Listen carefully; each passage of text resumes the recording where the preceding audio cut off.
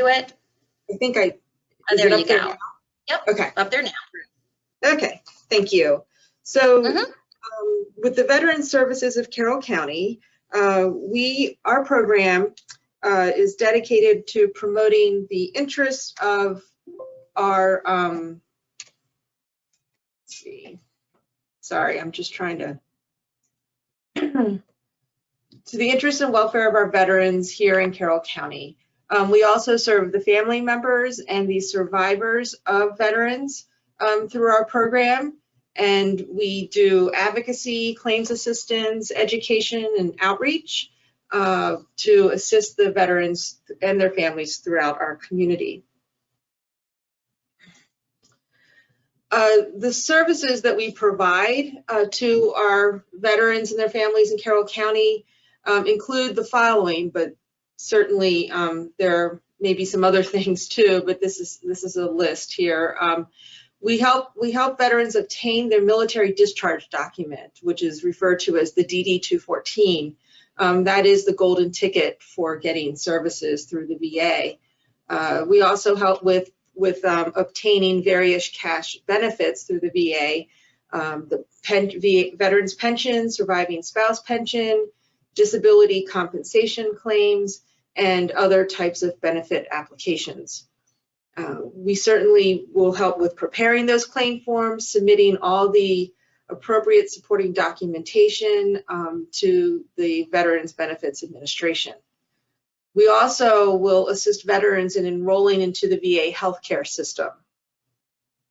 And we are able to track those claims and assist with corrections and additional information requests by the VA, as we have access to the database called VBMS that the VA uses to process claims. We will also help during the appeals process and can file supplemental review and higher level review requests. And we have a case manager on staff who provides case management services to veterans experiencing homelessness or some other type of crisis. So for the following claims that I'm going to go over, a veteran or family member must have the DD-214 for the veteran. This is to prove time of service and character of service, meaning whether that service was honorable or less than honorable. Right now with COVID, it's a bit more of a challenge to get this DD-214 than it has been in the past. So of course, that's something that we are certainly more than willing to help with. Just understand that you know, that sometimes we have to look at alternative means of getting that DD-214, and you know, like whether it might be at a VFW or to file with a funeral home or such, as National Archives is a bit slow in producing these documents right now. Disability compensation claim. This one provides monthly cash benefits to address any kind of disability, injury, disease that happened during active duty service or was aggravated during active duty military service. And in order to be eligible, the veteran must have medical evidence showing that there's a current physical or mental disability that occurred while they were serving, and that they still are having residual effects of that injury, illness, or disease. If you had some sort of disability before you entered the military and your service aggravated or worsened that, then that could also be the basis of a compensation claim. For presumptive, there are some presumptive conditions when we do compensation claims. The VA presumes that there are some conditions like Agent Orange for Vietnam veterans, that if you have type 2 diabetes, for example, and you served on the ground or you know, in Vietnam, that then you would qualify. Burn pits for Gulf War veterans. Camp Lejeune, there was water contamination, and there's a time frame that if you served more than 30 days at Camp Lejeune, and you had certain diseases, you would qualify. There's some undiagnosed illnesses for Gulf War veterans, atomic veterans, being exposed to radiation, and of course for former prisoners of war. So here's the list of Agent Orange presumptives. Type 2 diabetes, ischemic heart disease, and some of those respiratory cancers are some of the ones we see more often. Recently added is at the bottom, just at the end of the year last year, bladder cancer, hypothyroidism, and Parkinsonism were added, but they still have not been implemented, but we are filing those claims on behalf of those veterans, hoping that the VA will actually implement that new law sometime soon.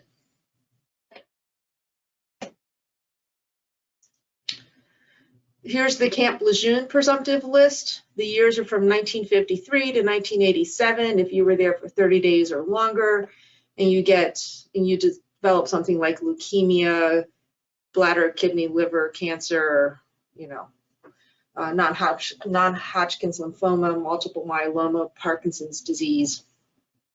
Then it's presumed that that it's service connected and that you would qualify for compensation.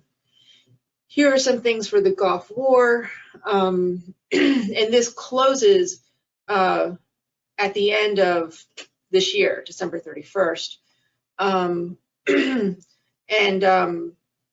So you can see that these are some things for Gulf War. Fibromyalgia, there are GI issues like IBS,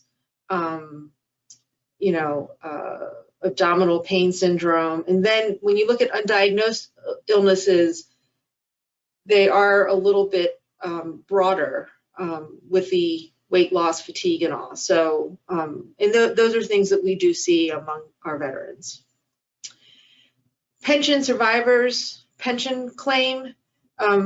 So this is really more for low income veterans that are either disabled or 65 or older. So this helps families deal with financial hardships, and it's also a tax-free benefit. And there are 3 different levels of pension in terms of how much money you can receive. Aid in attendance is the highest level. Aid in attendance means that the veteran or the surviving spouse really needs a lot of help with activities of daily living, so that they're really unable to do some basic things on their own. So you have to, there are income and asset requirements that are set by law.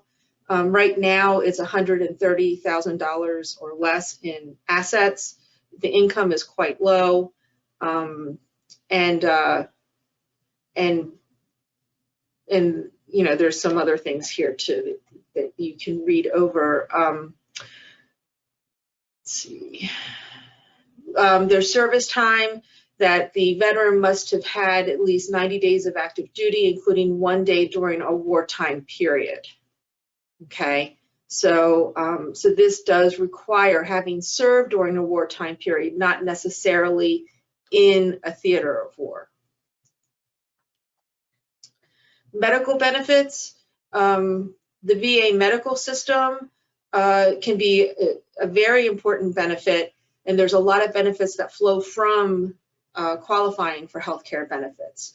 So the veteran must have been active duty military, separated under any condition other than dishonorable, and there is a gross income requirement of being below $59,000, but that income can be offset by non-reimbursed medical expenses, burial, funeral expenses, and education and vocational expenses for the tax year prior to the application. So we're in 2021 now, so currently we're looking at the veterans' 2020 taxes.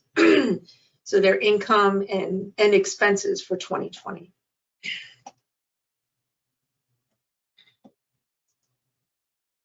There are a number of medical facilities in our area. There's the one in Baltimore on Green Street.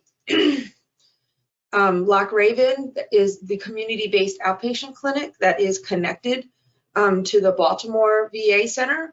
So it's smaller, more personal, but a lot can be done at the Loch Raven CBOC. Primary care, testing. I think they have an audiologist there, but there's other things there too. And they also have a palliative care unit at Loch Raven. Martinsburg is the other major hospital that's in our region. And of course, that's in Martinsburg, West Virginia. And the Fort Detrick CBOC is connected to the Martinsburg Hospital, and that is in Frederick.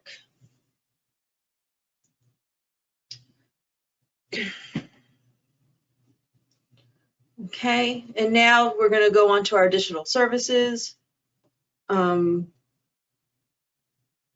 which include our veteran shuttle transportation program. So Carroll County offers a free shuttle to transport our veterans to the VA medical facilities that we just described, plus there may be others like Glen Burnie. Every once in a while we'll have a veteran that's connected to the Washington DC VA hospital. We have various convenient locations for pickup: the Westminster Senior Center, the North Carroll Senior Center, and the Freedom Village Shopping Center in Eldersburg. One caregiver may also ride for free, and to register, you can call us here at the Bureau of Aging, 410-386-3800. Again, you'll need your some proof of being eligible, so that would be either your DD-214 or in this case your VA medical card would also be appropriate, and also proof of residence in Carroll County. The Veteran Directed Home and Community-Based Services Program is a program that you can only be referred to through your VA primary care physician. So this is also another way to show that the VA healthcare program provides a lot of other good services. The veterans enrolled in this program can self-direct and manage a budget that can be used to supplement or meet their long-term care needs without resorting to assisted living or nursing home care. So they can basically pay from this budget of around $1,200 to like $2,000 or so a month to pay for their in-home care needs, so they can stay in place. And so we have around 5 spots or so in Carroll County for that program. Our staff is the local support planner to help with budgets and case management, but again, it is run by the VA and in conjunction with the Maryland Department of Aging. The Kaler Foundation provides funds to us. A grant funded program so that we can assist veterans with their case management needs. So this may be for some temporary housing, emergencies that to prevent homelessness, maybe with transportation issues or training and education, or a household emergency.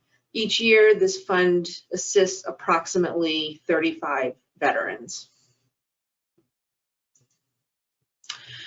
Our team consists of 3 veteran service officers, myself, Mike Messina, and Rick Pollard. And then we also have a case manager. Currently, that position is being filled. And appointments are required to be made to be able to meet with us. We are doing most of our work, over the phone and via email, but appointments, can be made as needed. And that's what I have for our Veteran Services Program of Carroll County, and I welcome any questions. Thank you so much, Francine. We really appreciate you coming on and giving some information to us. I do have a few questions, and someone is asking, can I receive both a military retirement pension and compensation? Yes, you can. So if you are rated if you're service connected and rated at 50% or higher, then you can receive both in full. And then and of course, anything, the compensation would be not taxable. If you're rated under 50%, then there would be an offset. So whatever you receive for your compensation would be deducted from your retirement. But remember that compensation is also tax-free. So there is some benefit to that. Very nice. We have someone else who is asking, will my spouse be able to receive a portion of my VA compensation if I pass away first? That happens if you are rated at 100%. So if you are service connected at 100% and you pass away of one of your service connected issues, then yes, it doesn't matter how long you've been rated 100%. If you've been rated 100% for 10 years or longer, then it doesn't matter what you pass away of. And then there are some other things that go along with that are a little bit more detailed.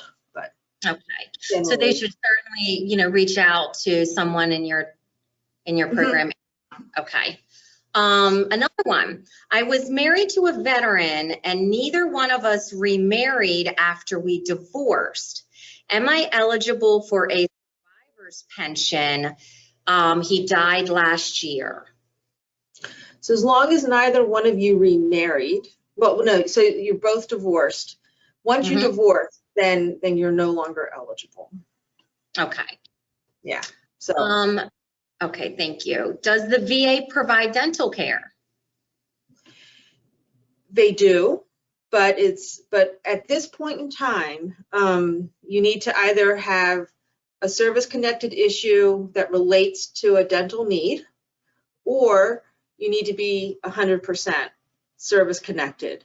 The VA is slowly starting to change over to lowering that service connection level, but we're not seeing the effects of that yet. But they're talking about making dental care a little bit more widely available. Okay. And the last one I have here, can I see doctors in the community instead of going to a VA medical center? You can with approval. Okay. You need to get approval through the VA healthcare system. It's not automatic. There are certain criterion that need to be met in order to get that community care. And because we are in between two VA medical centers, it's harder to hit the mileage requirement because we have lots of VA medical facilities around us. But certainly if it's taking too long to get an appointment, or if they don't have the specialist needed, things like that, then you certainly may be able to get that community care, but you need to speak to your doctor, who then will make that referral. Now you mentioned mileage. Can you explain that a little further? I believe, I believe it's around 40 miles. Now, is that 40 from where you live to the VA medical center? So yes. If it's certain mileage, then, or if it's further, then you can go to someone in your community? Then that's one thing. That's one thing they look at. Yes, yes. Okay. So should they reach out for the paperwork? Should they reach out to their VA medical center or healthcare system, or should they reach out to someone in your department? They should reach out to the healthcare center because we have zero control over the community care program. Okay, wonderful. All right, well, that's it for our questions. Certainly, if anyone would like to call in to leave a question, You can do that at 410-386-3800, and the questions would be sent on to all the presenters from today. So thank you so much, Francine. We really appreciate it. And everyone just hold on here, and we'll be back in just a few minutes for our State Health Insurance Assistance Program and our Senior Medicare Patrol Program. So thank you so much. All right, thank you.